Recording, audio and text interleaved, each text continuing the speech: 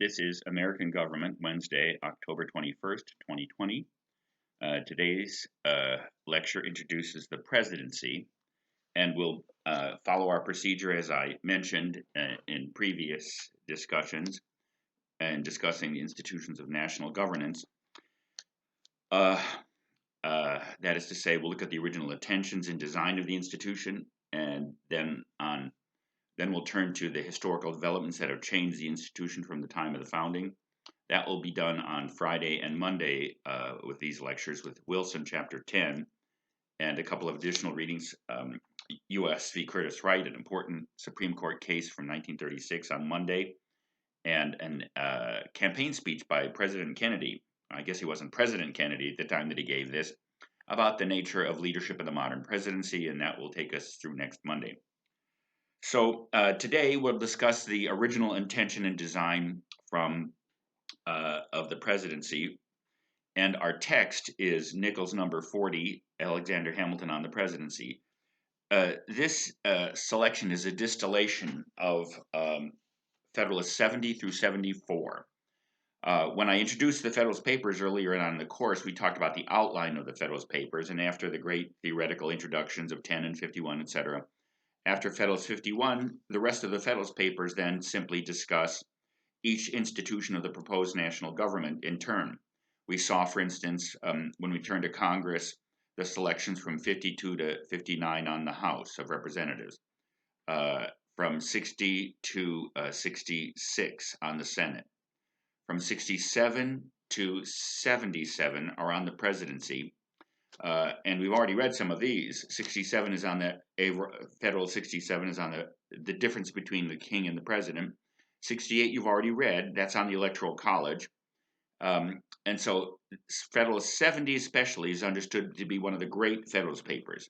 Federalist 10 and Federalist 51 by Madison are understood to be the most theoretical.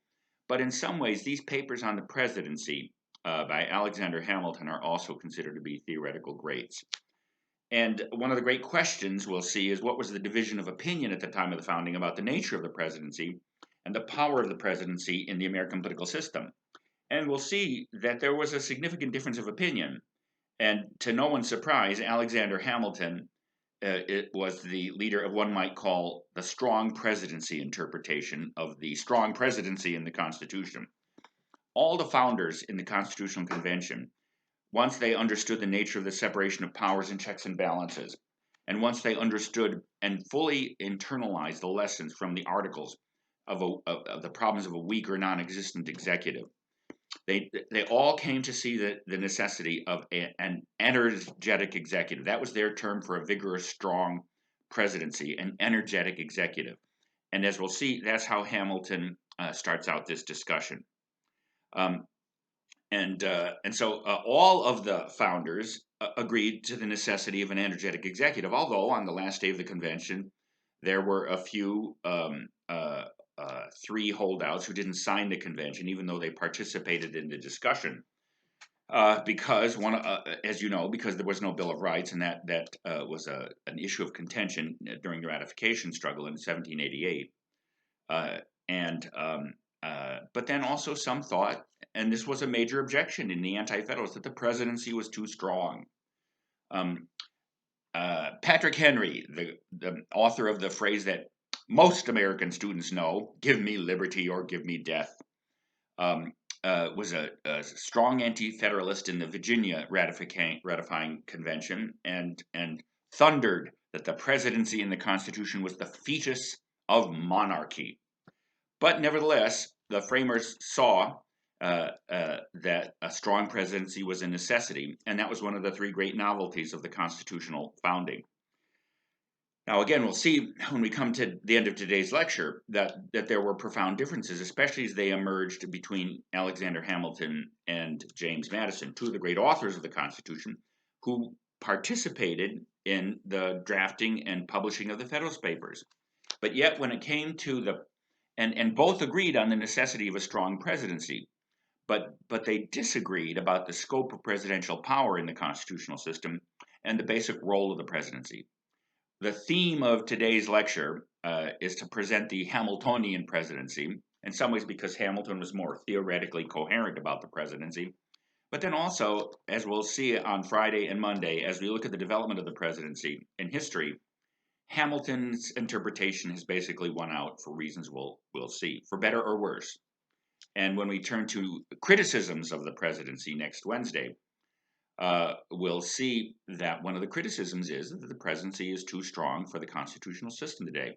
Now, whether that's true or not, we'll see different opinions, but that's the way we'll examine the presidency.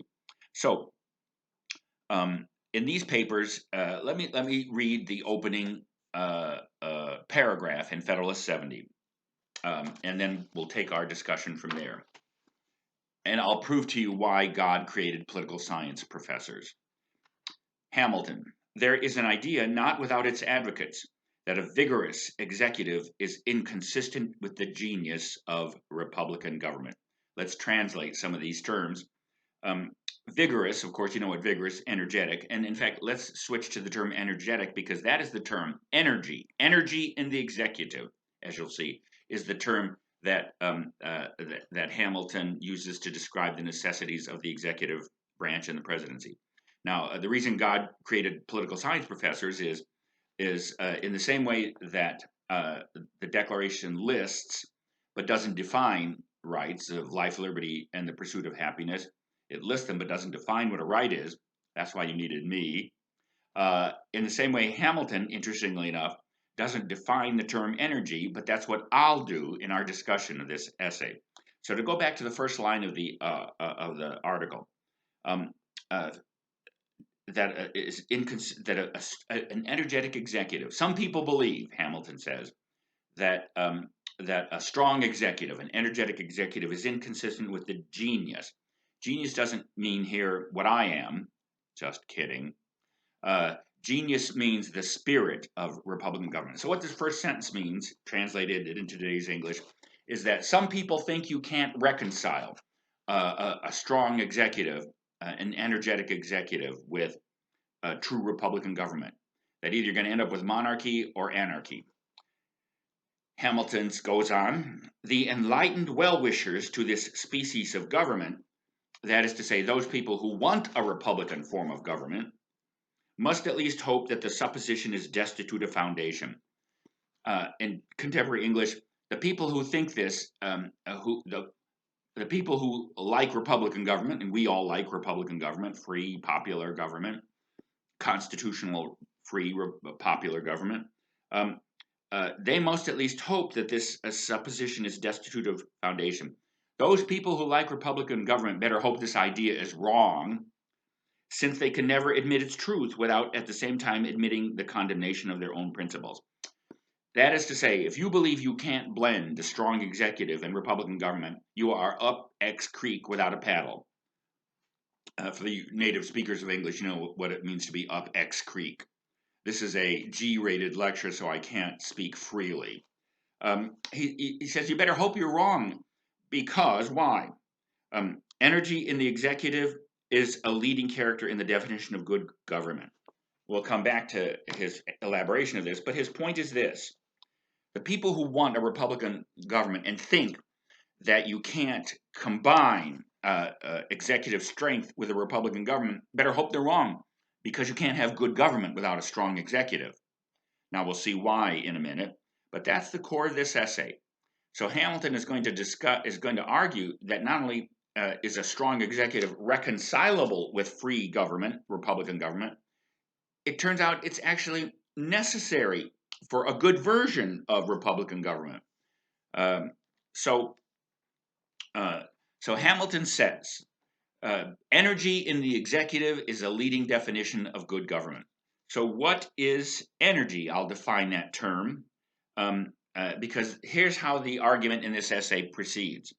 Hamilton explains what the tasks of the executive are, and there are 4 of them, which we'll go over, which require energy. Then he discusses what I call the institutional ingredients of energy.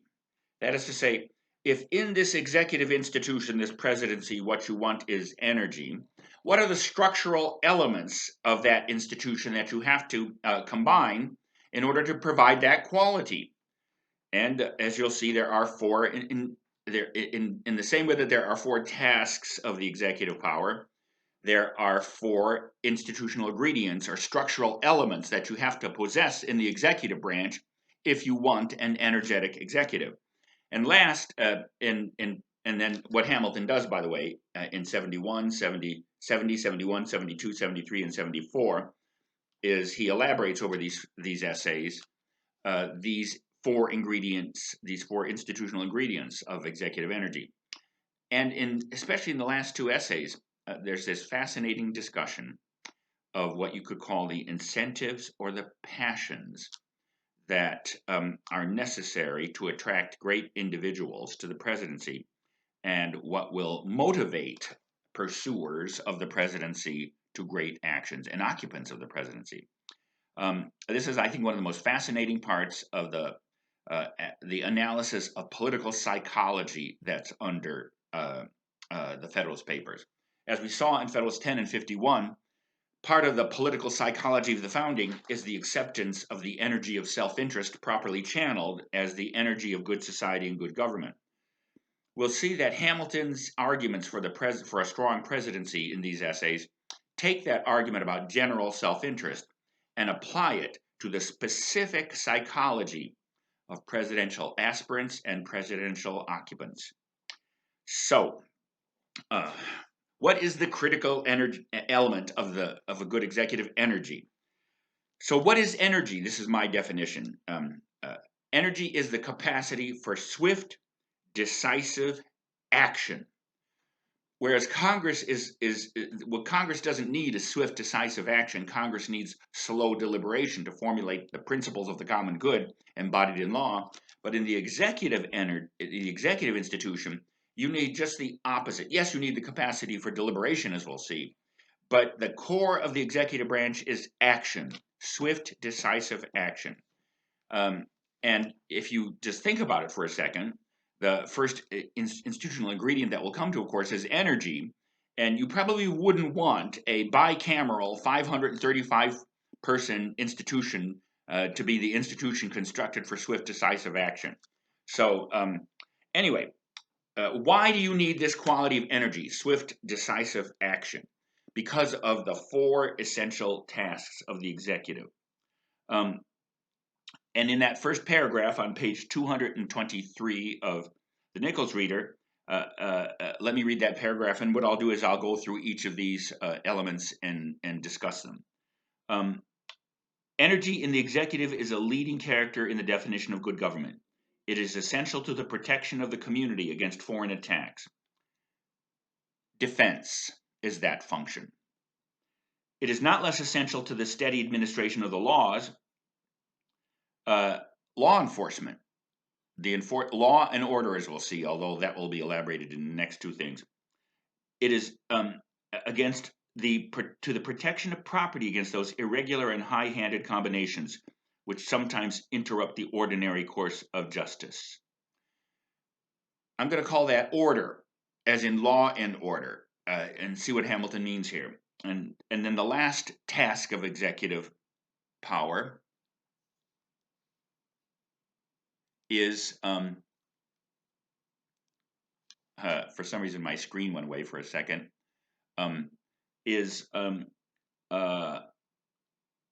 to the security of liberty against the enterprises and assaults of ambition, faction, and anarchy.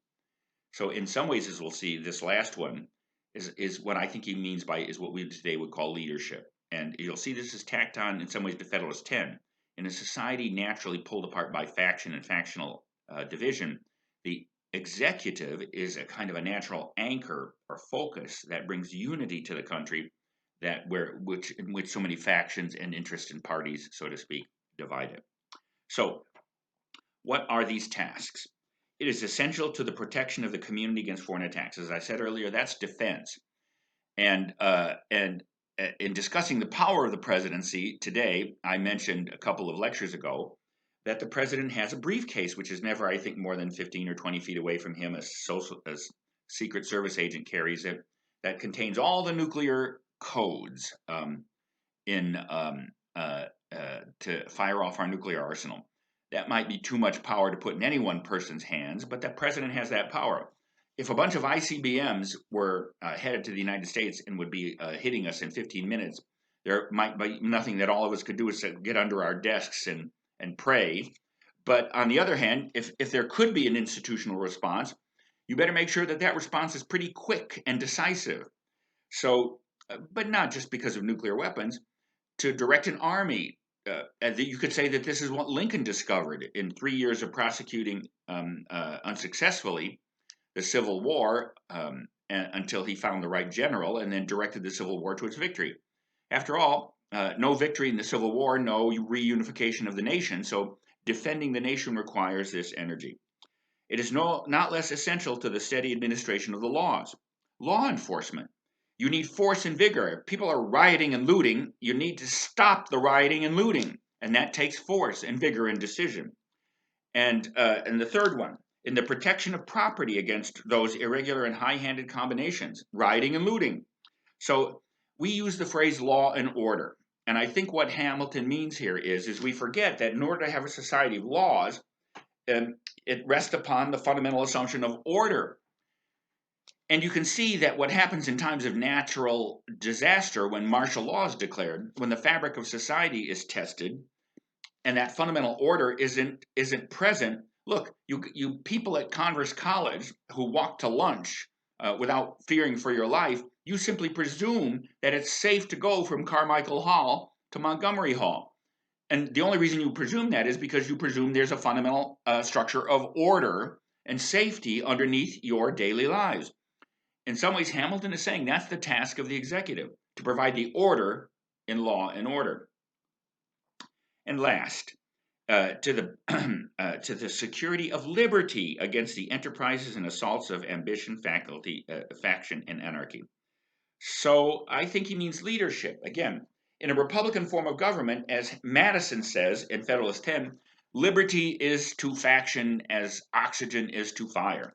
If you have a free society, that increases the centrifugal tendencies, the tendency to fall apart in competing actions.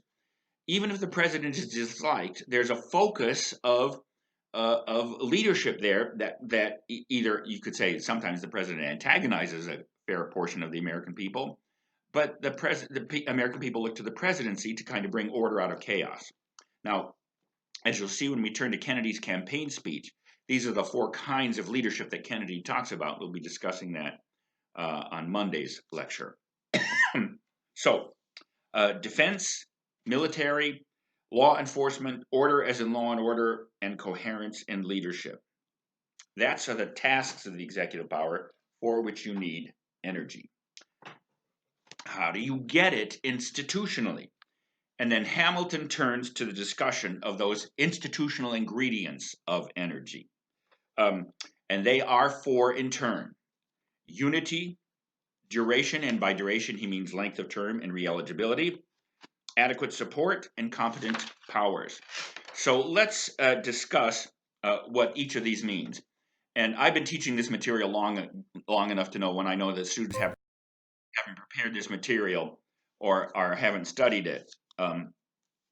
They say, well, unity means you have to hold the country together. Well, that's true. But Hamilton means by unity here, the institutional ingredient is a single person.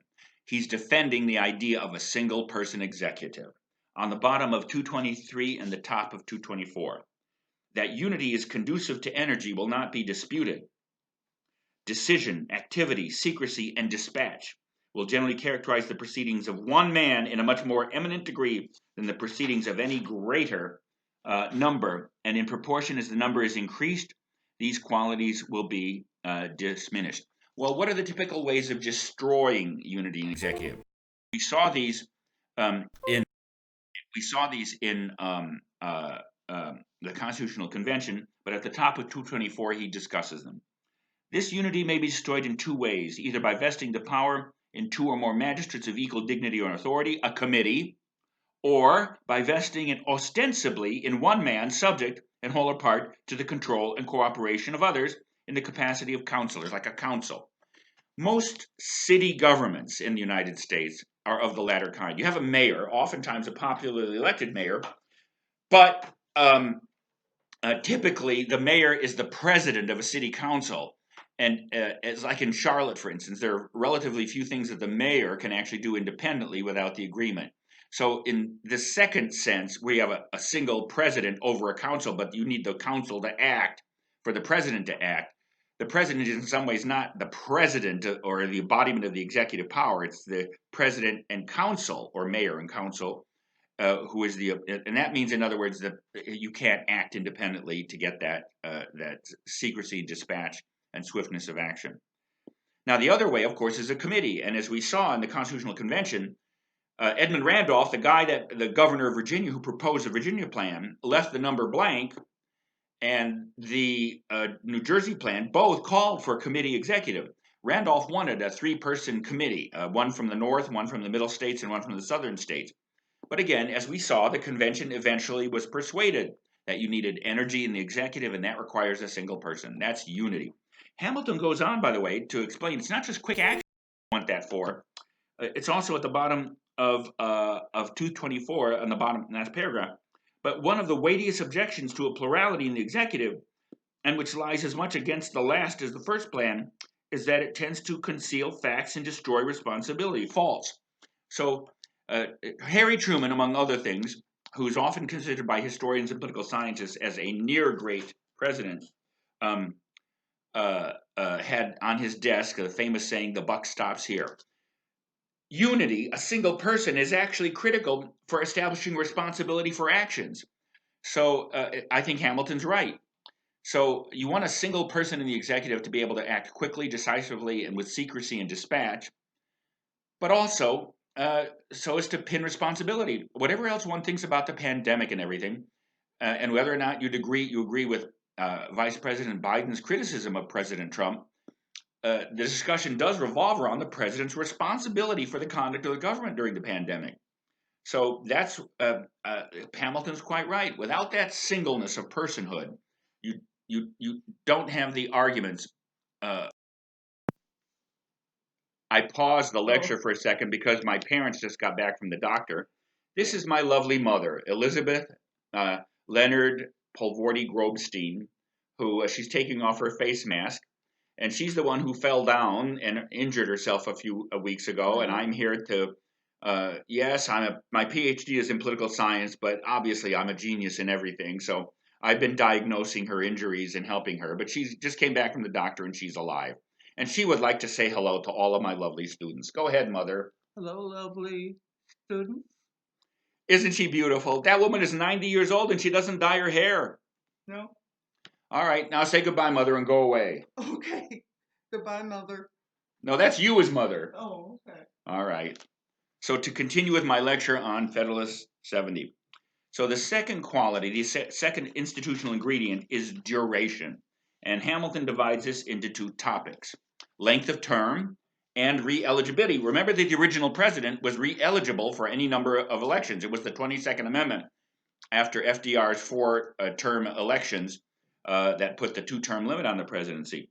So there is a long passage here on the bottom of 225, which is worth exploring and investigating.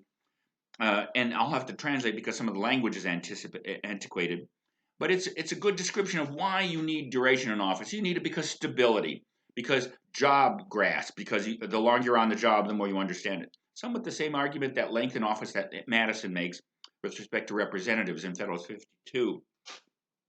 But on the bottom of 225, here's this nice passage as to why you need duration for the stability. And as you're going to see, this is the power. Wilson in chapter 10 talks about the power of the president to say no.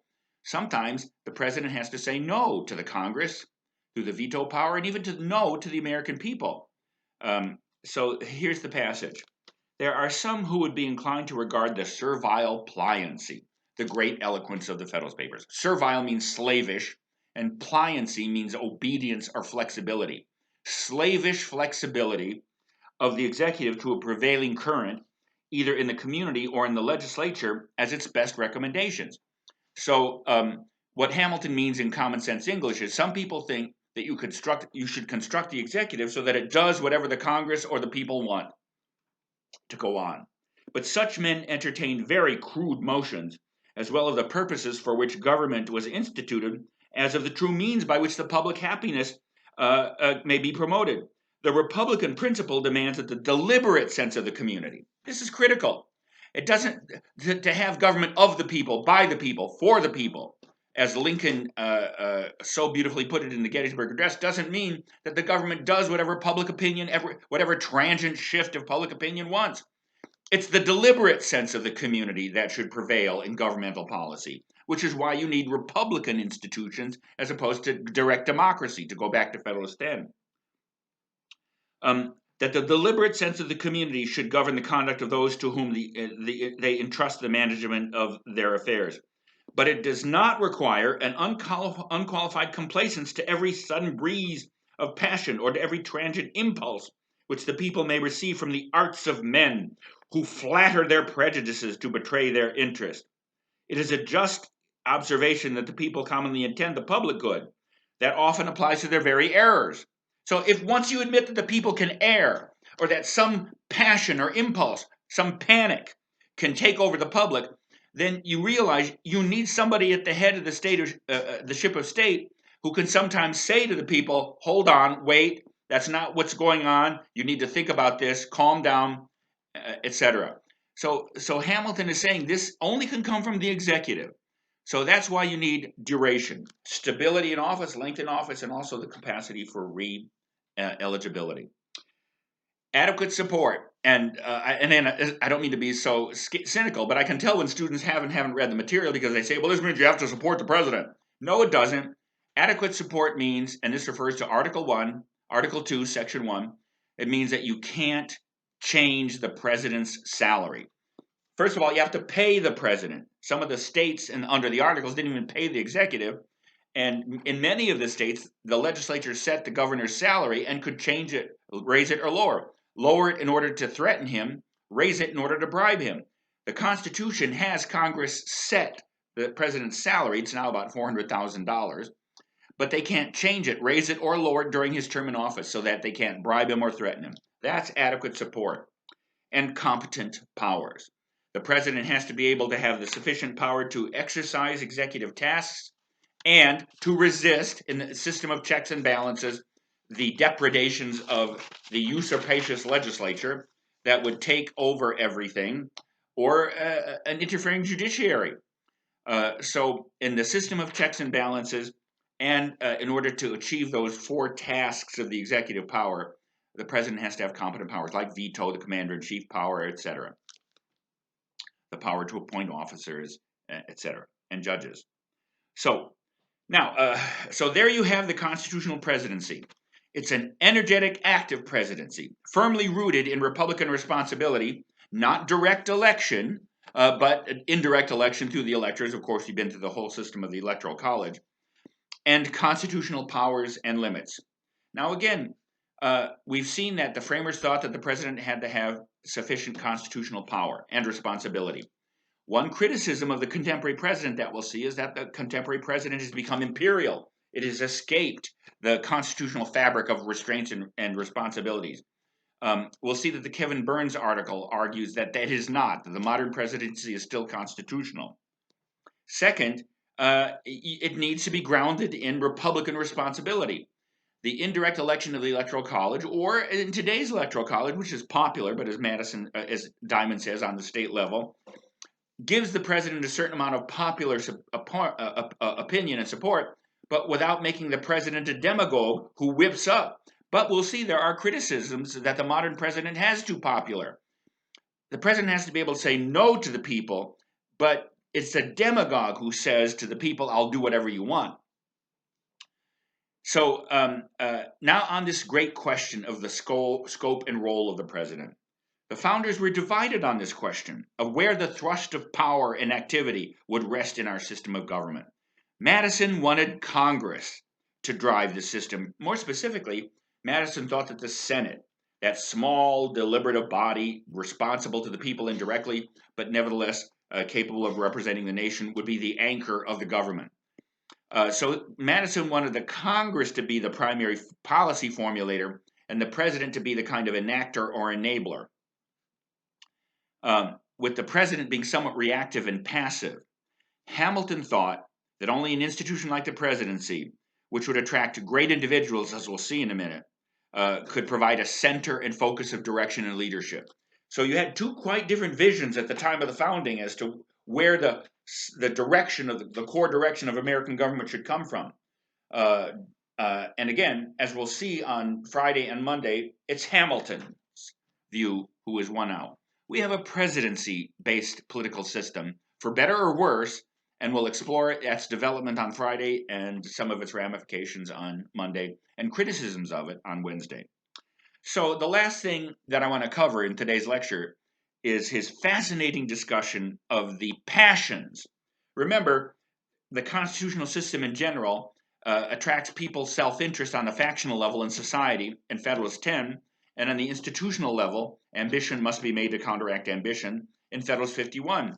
Hamilton now takes that framework of channeled self-interest and applies it to the presidency, and suggesting that political actors, politicians, not people like you and me, but the kind of people who, when you shake their hand, you wish you had hand wipes to wipe the oil off.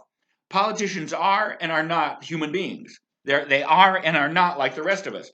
And you'll see that Hamilton suggests here there's kind of a hierarchy of political passions, starting with the lowest and to the highest. These are not altruistic passions. The people pursuing office are doing it for themselves, for their interests.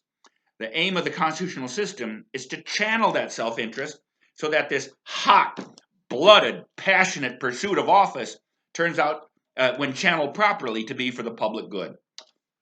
Now, this is on page 227 to 228. So we're going to see there are three core passions that Hamilton discusses. Now, I'm going to somewhat rearrange the order in which he describes them because I think there's a hierarchy here. So what's the lowest passion that politicians are drawn into politics by?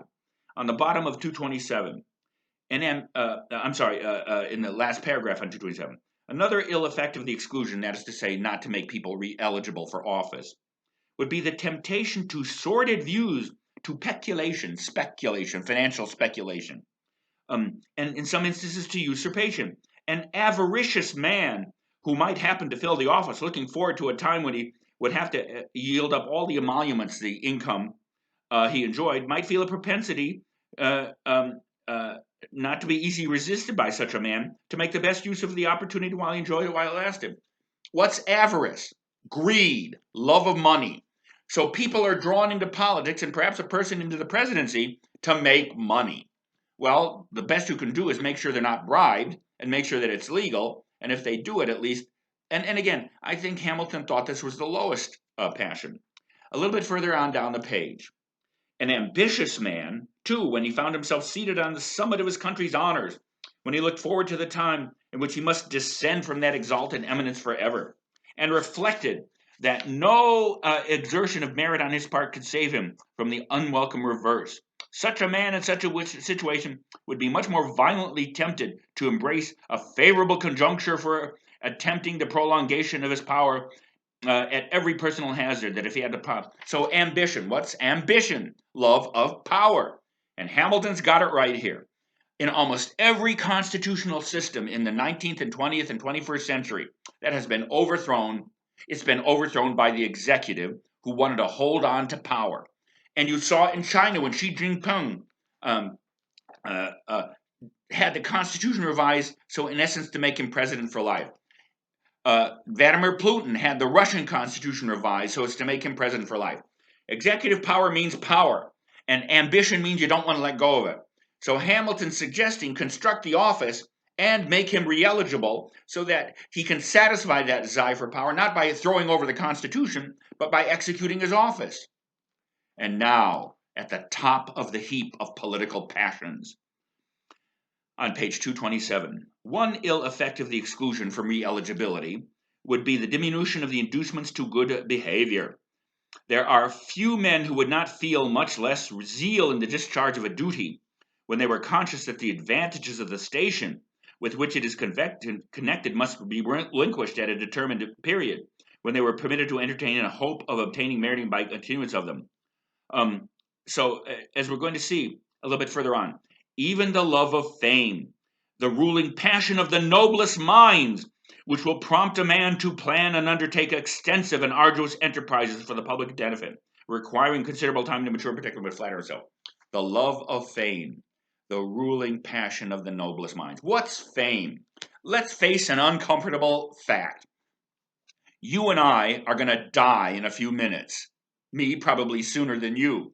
They're going to put a gravestone by my grave, and in 100 years, the elements will have faded that. And everybody that I know and who loves me, my mother that you just saw actually is one of the few people in the world who loves me, and my sister and brother, and my pets, and my friends, and some other people. But they're going to be dead in a few years.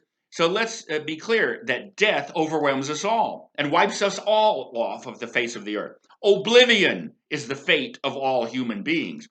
But there are some peoples whose name, whose identity never dies. The Alexanders, the Caesars, the Napoleons, even the Hitlers and Stalins, the Washingtons, the Lincolns, the Polvordis. Oops, sorry, got that name in there. So what fame is, it's not celebrity.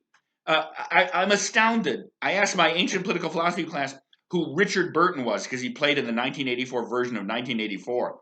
Nobody knew who Richard Burton was. None of you students born after 2000 know who Bing Crosby was, unless you've seen White Christmas. Who Bob Hope. These are some of the most greatest celebrities of their times. Justin Bieber. Do you think people are going to know who Justin Bieber is 10 years from now? Who's Justin Bieber anyway? Celebrity is fame, but a transient fame. It's temporary fame.